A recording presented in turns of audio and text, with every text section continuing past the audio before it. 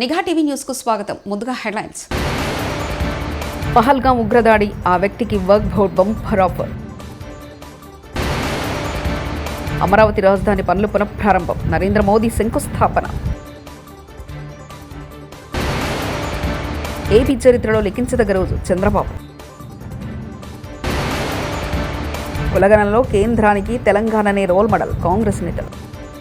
జమ్మూ కాశ్మీర్ పహల్గాంలోని బైసరన్లో జరిగిన ఉగ్రదాడిలో 26 మంది చనిపోయిన సంగతి తెలిసిందే. ఉగ్రవాదులు కాల్పులు జరుపుతున్నప్పుడు 30 ఏళ్ల సయ్యద్ ఆదిల్ హుస్సేన్ షా అక్కడే ఉన్నారు. అతడు టూరిస్టులను తన గుర్రంపై స్వారీ చేయించి జీవనం సాగిస్తుండేవాడు. ఉగ్రవాదులు కాల్పులు చేస్తున్నప్పుడు ఆదిల్ మాత్రమే వారికి ఎదురు తిరిగారు. వారి నుంచి గనులు లాక్కోవడానికి ప్రయత్నించారు. ఈ నేపథ్యంలో ఉగ్రవాదులు అతన్ని కాల్చి చంపారు. దాదాపు 3 రౌండ్లు అతని గుండెల్లో కాల్చారు. ఆదిల్ అక్కడక్కడే చనిపోయారు. కేరళలో 8,900 కోట్ల విలువ గల వింజిమ్జిమ్ అంతర్జాతీయ డీప్ వాటర్ బహుళార్థ సాధక ఓడరేవు నేడు ప్రతిష్టాత్మకంగా ప్రారంభించి దేశానికి అంకితం చేయనున్న ప్రధాని నరేంద్ర మోదీ. వేద మంత్రాలు, ప్రత్యేక ఆచారాలు, శివనామస్మరణల మధ్య తెచ్చుకున్న కేదార్నాథ్ ఆలయం.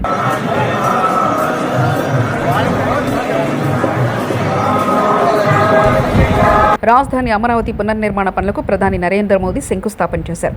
ఈ సందర్భంగా రాష్ట్రంలోని వివిధ ప్రాంతాల నుంచి లక్షలాది మంది కార్యక్రమానికి తరలివచ్చారు.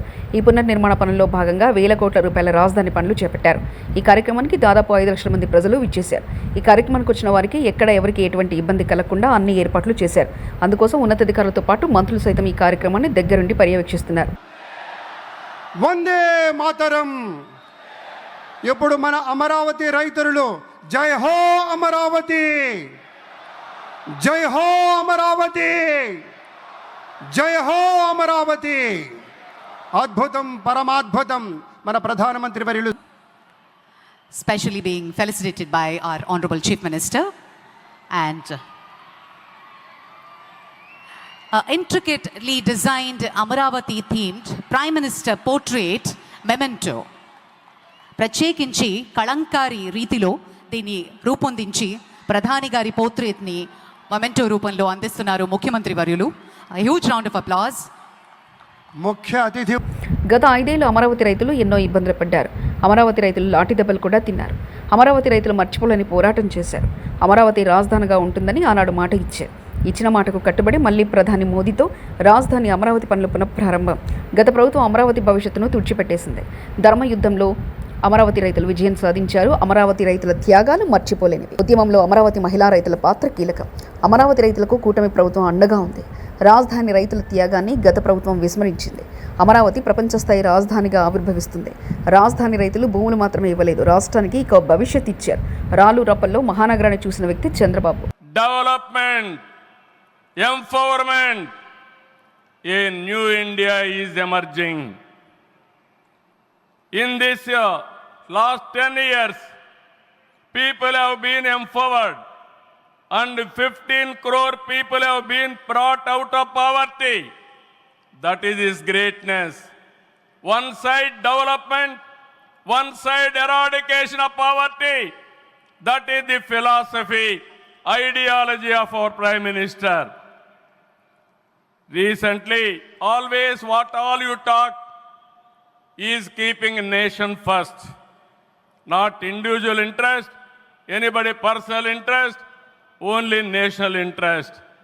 Sir, we are all proud of you. Yesterday cabinet, you have taken one more revolutionary decision, that is caste census. It is a big game changer. I am confident you wanted to help the poorest of the poor, and also you want to bridge the gap between haves and have-nots.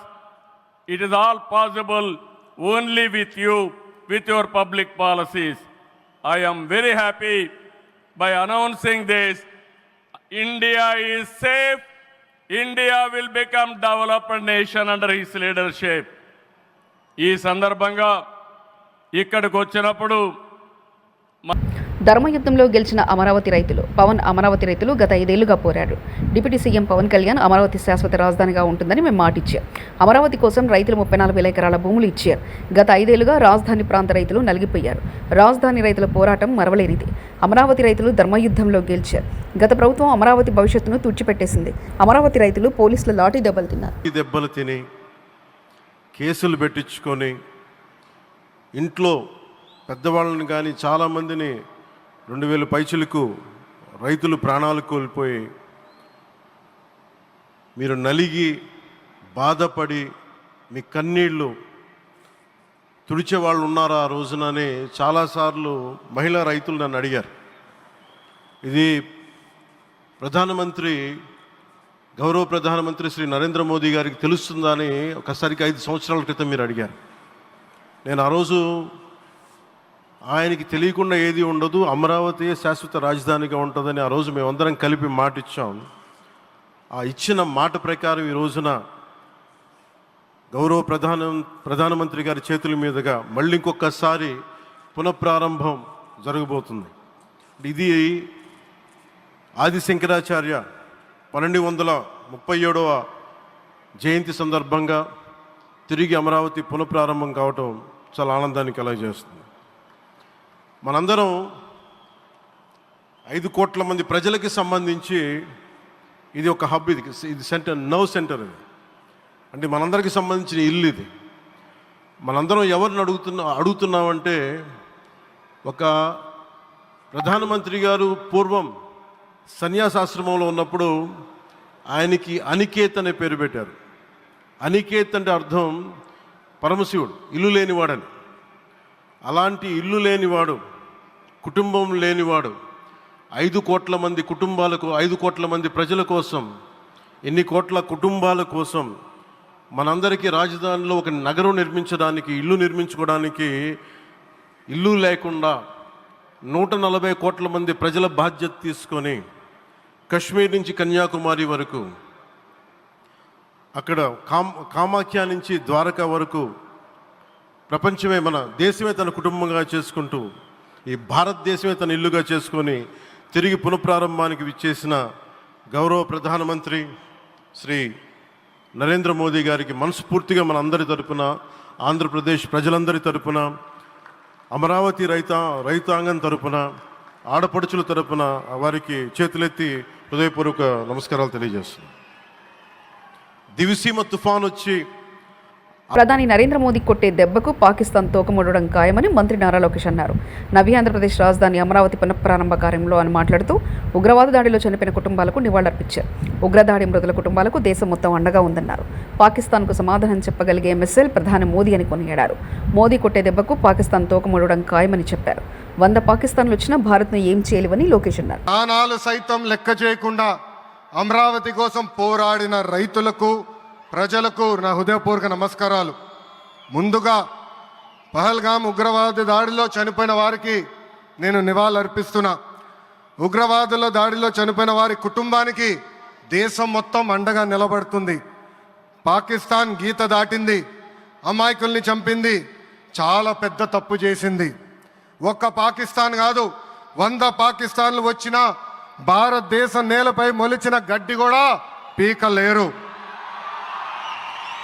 100 పాకిస్తాన్లకు సమాధానం చెప్పే ఒక్క missile మన దగ్గర ఉంది.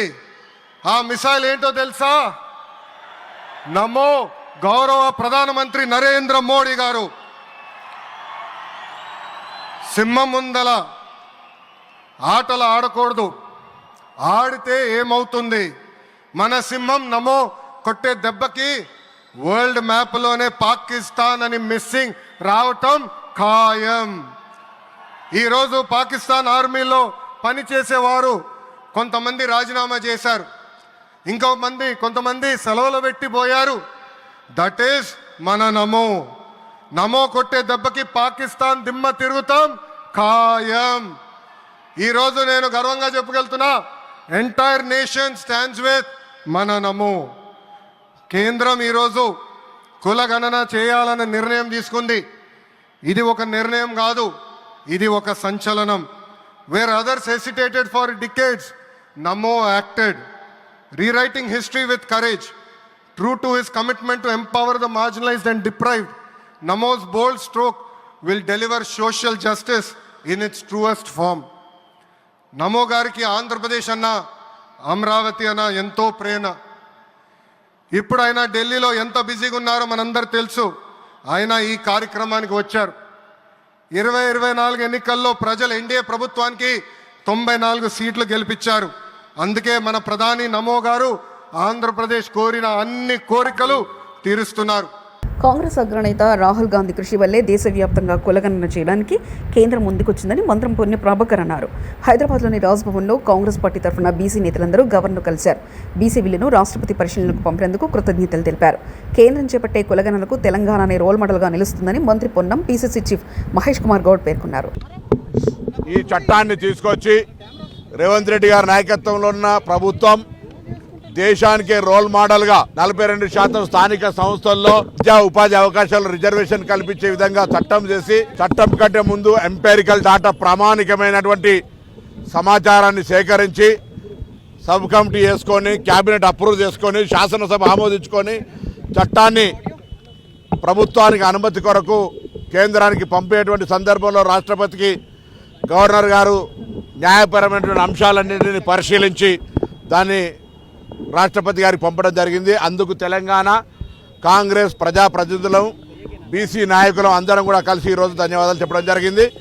తప్పకుండా తెలంగాణ తీసుకున్నటువంటి role model ఏ కుల గణన సర్వే అయితే జరిగిందో అది ఈరోజు దేశవ్యాప్తంగా భారతీయ జనతా పార్టీ కూడా 2025 క్యాస్ట్ సెన్సెస్లో ఈ యొక్క కులాల సమాచారాన్ని కూడా తీసుకుంటామని చెప్పడాన్ని స్వాగతిస్తూ తప్పకుండా తెలంగాణ రోల్ మోడల్. దీని మీద ఎవరైనా విమర్శ చేస్తున్నటువంటి వాళ్ళు ఆత్మవిమర్శ చేసుకోవాలి.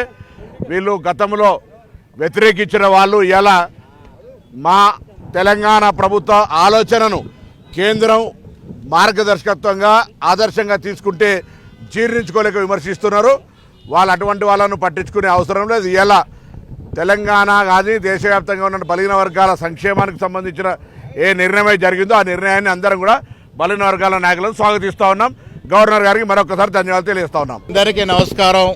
రాహుల్ గాంధీ గారి యొక్క ఆశయాన్ని పరిపూర్ణంగా అమలు చేసినటువంటి ప్రభుత్వం తెలంగాణలో ఉన్నటువంటి కాంగ్రెస్ ప్రభుత్వం. ముఖ్యమంత్రి రేవంత్ రెడ్డి గారి సారథ్యంలో మేము గతంలో ఎన్నికల ముందు కామారెడ్డిలో నేను ప్రవేశపెట్టిన డిక్లరేషన్లో భాగంగా బంగ్లా నుండి ముస్లింలు బీహార్లోకి వస్తే వాళ్ళ పిల్లలు తెలంగాణలోకి వచ్చి మదర్సాలో చదువుతున్నారంటూ బీజేపీ ఎంపీ రఘునందన్ రావు వ్యాఖ్యానించారు. జరుగుతుందనేటువంటి విషయంలో విచారణ జరిపినప్పుడు మొత్తం తెలంగాణ కాదు దేశం మొత్తం ఆశ్చర్యపోల్సినటువంటి విషయాలు ఉన్నాయి. అక్కడ ఆ మదర్సాలో 70 మంది విద్యార్థులు చదువుకుంటున్నారు.